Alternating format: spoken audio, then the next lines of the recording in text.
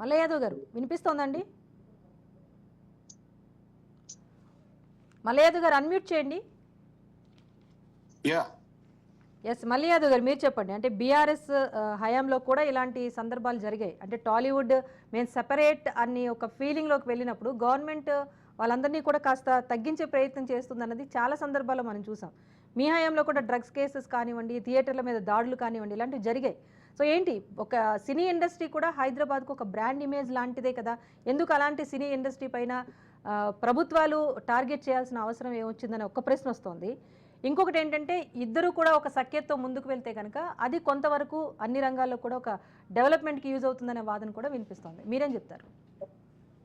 తెలంగాణ ప్రభుత్వం ఏర్పాటైన తర్వాత 2014 తర్వాత సినిమా ఇండస్ట్రీ ఇంకా హైదరాబాద్ లో ఎక్కువ స్థిరపడ్డది అనటానికి అనేక రకమైన ఉదాహరణలు ఉన్నాయి, ఆధారాలు ఉన్నాయి.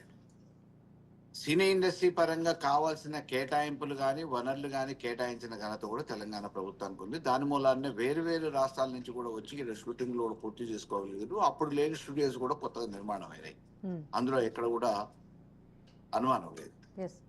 అయితే ఈ రోజు మామూలుగా కాంగ్రెస్ ప్రభుత్వం వచ్చిన తర్వాత 1 సంవత్సరం తర్వాత మేమున్నాం, మమ్మల్ని కాదని ఏం చేయలేరు అనేది ఒక అయాన్నో భయాన్నో వాళ్ళని పిలిపించుకొని మాట్లాడుకోవడానికి ఒక వేదికగా తయారు చేసుకోవడానికి సినిమా యాక్టర్ల మీద అంతకుముందు నాగార్జునది బిల్డింగ్ ఫంక్షన్ హాల్ కూలగొట్టడం కానీ, కొండ సురేఖ్ గారు కాంగ్రెస్ లో ఉండి ఒక మంత్రి హోదాలో ఉండి మాట్లాడటం కానీ, మొన్న అల్లు అర్జున్ గారు 11వ నెంబర్ A11 గా ఉంటే అరెస్ట్ చేయటం కానీ, ఆ తర్వాత మామూలుగా బెయిల్ రాకుండా చూసే ప్రయత్నంలో వాళ్ళకి బెయిల్ వచ్చిన తర్వాత మళ్ళీ పోలీసులు నోటీసులు ఇవ్వటం కానీ, ఇవన్నీ అంటే ఒకవేళ మీరు ఏదైనా మామూలుగా అటువంటి సంధి ప్రక్రియ చేయాలి లేకపోతే పెద్దన్న పాత్ర పోషించాలనుకుంటే వాళ్ళని ఇదే దిల్ రాజా గారి ద్వారానో ఇంకొకళ్ళ సీనియర్ ప్రముఖుల ద్వారానో పిలిపించేసి ఆ కుటుంబానికి న్యాయం చేయాలనుకుంటే న్యాయం చేయించే అవకాశం ఉంది.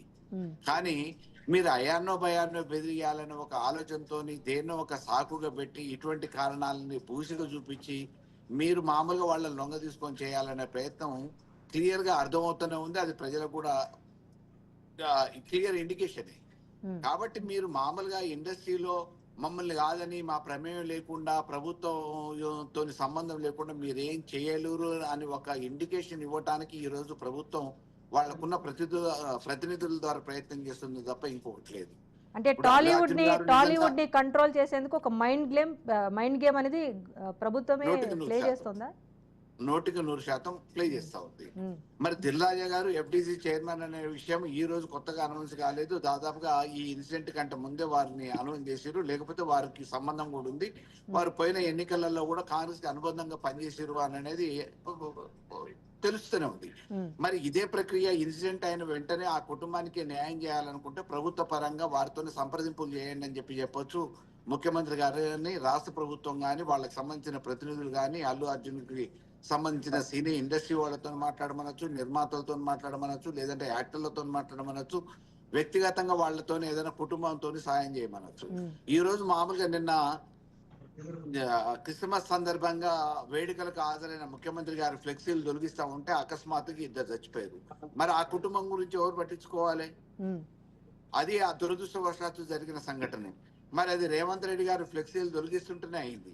రేవంత్ రెడ్డి గారు బాధ్యత తీసుకుంటారా, ప్రభుత్వం బాధ్యత తీసుకుంటుందా?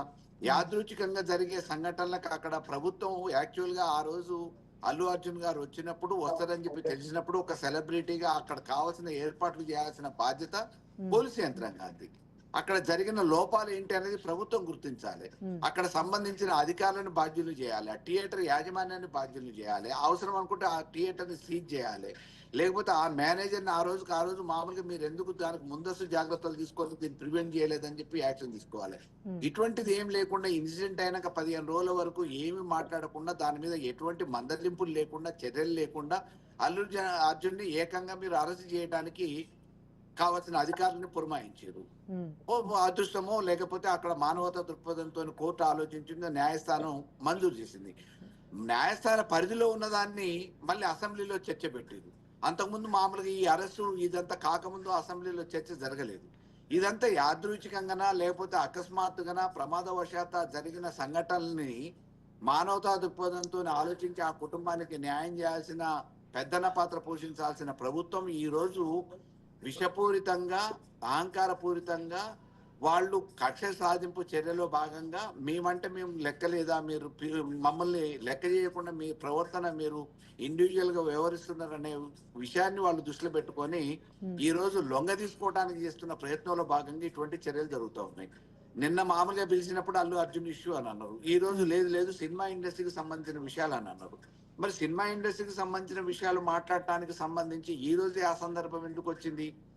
ఆఫ్ ద రికార్డ్ ఏం జరిగినాయో తెలియదు, ఆన్ ద రికార్డ్ ఏం జరిగినాయో తెలియదు. బయటకు వచ్చిన తర్వాత విషయాలు మేము ఇట్లా మాట్లాడడం అనేది ఈ రోజు దిల్రాజా గారు చెప్తుంటే తెలుస్తుంది. కానీ అసలు ఆఫ్ ద రికార్డు నాలుగు గోడల మధ్యన ఏం జరిగిందనే విషయం, ఏం రాజీలు కుదిరినాయి, ఏం ఒప్పందాలు జరిగినాయి, వాళ్ళ కండిషన్స్ ఏంటి, వీళ్ళే ఒప్పుకున్నారు, లేకపోతే దీనికి సంబంధించింది ఏంటి అని అనేది ఎవరు కూడా అందులో ఆ అంశాలు అయితే దిల్ రాజు గారు కొంచెం ప్రస్తావించారు కొన్ని అంశాలు. ఎందుకంటే సినీ ఇండస్ట్రీకి సానుకూలంగా ఉన్నా అని చెప్పారు. అల్లు అర్జున్ వివాదం గురించి మాట్లాడటానికి రాలేదని చెప్పి ఒక నిర్మాతల మండలి ప్రతినిధిగా ఆయన మాట్లాడారు. చైర్మన్ గా ప్రభుత్వ ప్రతినిధిగా జరిగిన విషయాన్ని ఇది అని చెప్పేసి ఒక ప్రెస్ కి బహిరంగంగా చెప్పడానికి ప్రయత్నం చేసిరే తప్ప అది ఆఫ్ ద రికార్డా ఆన్ ద రికార్డా జనరల్ గా అసలు జరిగిన విషయాలన్నింటినీ కూలంకుషంగా చర్చ జరిగిన విషయాలనే చెప్పిరా, వాళ్ళు మామూలుగా చర్చ జరిగినట్టయితే బయటకు ఒకటి చెప్పిరా అనే విషయాలు ఎవరు చెప్పట్లేదు కదా, దాన్ని ఎవరు ధృవీకరించేటోళ్ళు లేరు. అంతర్గతంగా జరిగింది ఏంటి అని అనేది తెలియదు. ఒకవేళ ఇటువంటి సమావేశం అయితే ఈ రోజు పెట్టాల్సిన అవసరం లేదు కదా. ఇప్పుడు అల్లు అర్జున్ గారి విషయం జరుగుతూ ఉంది, ఒకవైపు దానికి నిన్న సమన్స్ ఇచ్చారు, కోర్టుకు మామూలు పోలీస్ స్టేషన్ కి అప్పేర్ అయ్యారు. ఈ హాట్ గా జరుగుతున్న ఈ సందర్భంలోనే సినిమా ఇండస్ట్రీకి సంబంధించిన విషయాల గురించి చర్చ పెట్టాల్సిన అవసరం ఈ రోజు ఎందుకు వచ్చింది? దీనికంటే ముందన్న పెట్టొచ్చు ఒక నెల, లేదంటే ఈ సమస్య పోయిన తర్వాతనైనా ఇండస్ట్రీకి సంబంధించిన ఇబ్బందులు ఏమైనా ఉంటే ప్రభుత్వంతో చర్చించడానికి ఆ ఇండస్ట్రీ బాధ్యులు పెద్దలు వచ్చి ఇదే ఎఫ్టీసీ చైర్మన్ ద్వారా మాట్లాడొచ్చు. కానీ ఈ సందర్భంలో మాట్లాడినంటే 100% అదిరిచ్చో బెదిరిచ్చో లొంగ తీసుకునే ప్రయత్నం, ఒక దాన్ని సాకుగా చూపించి ప్రభుత్వం ఈ రోజు ఈ సినిమా ఇండస్ట్రీని ఉన్న పెద్దల్ని లొంగ తీసుకొని వాళ్ళకు అనుకూలంగా పని చేయించుకోవడానికి ప్రయత్నం చేస్తుంది అనటానికి మాత్రం ముమ్మాటికి తగ్గేదేలే అంటే తగ్గే ఉండమని చెప్పినట్టుగా ఉంది ప్రభుత్వం అన్నట్టుగా ఉంది.